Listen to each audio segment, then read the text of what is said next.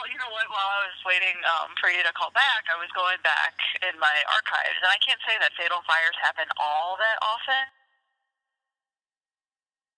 Like, oh, this family had a fire that destroyed their home a year ago, and here's how they're doing type of thing? Are you talking about that type of story? Yeah, right. Like, if you do one family, then why aren't you doing the other family? Kind of like, crashes. We can't write about every crash where somebody is hurt, so we don't usually. We usually only write about fatal crashes, because if you're writing about every crash, you'd be writing about crashes all the time. So it's like, how do you handle it? I know we've written about, like, if there's a special circumstance, like a family's been burnt out of a fire and there's, like, a lot of people in the family. Well, here's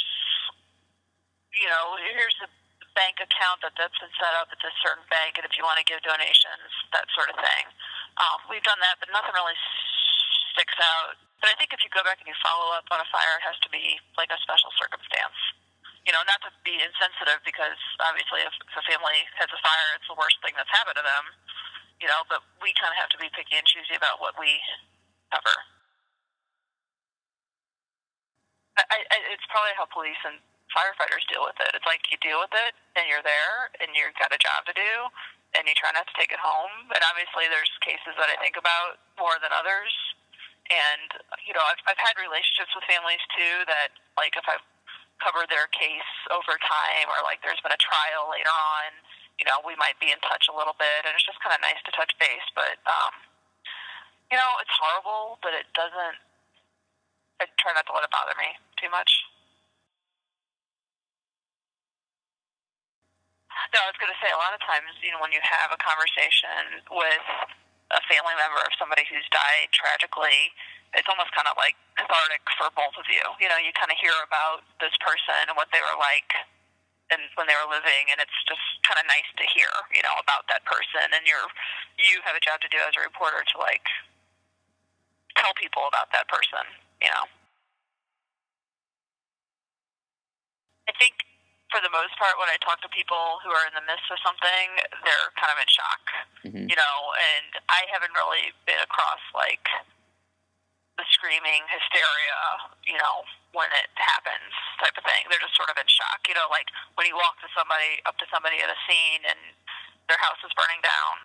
I'm kind of, like, shocked how gracious people are sometimes at these things. I think there's a type of person that could be a police reporter, and I've heard from other reporters, like, oh, I couldn't do that, there's no way I could do that, or, and it's not for everybody. And I'm not to say I'm, like, cold-hearted or anything, but I just think you need to be a certain type of person to do it. I don't think I could be a police officer, because they're definitely the ones that are in the trenches and dealing with things as they happen. I just kind of, like, wander up after the fact, and usually the situation is cooled down by then. Or there's a report, or there's a press release, and then I'm writing after the fact, But no,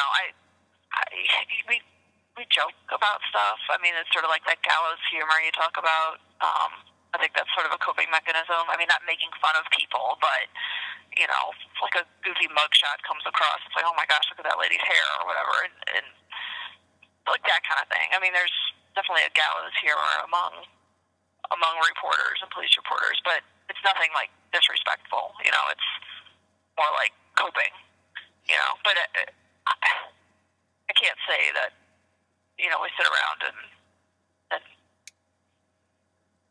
discuss our feelings necessarily.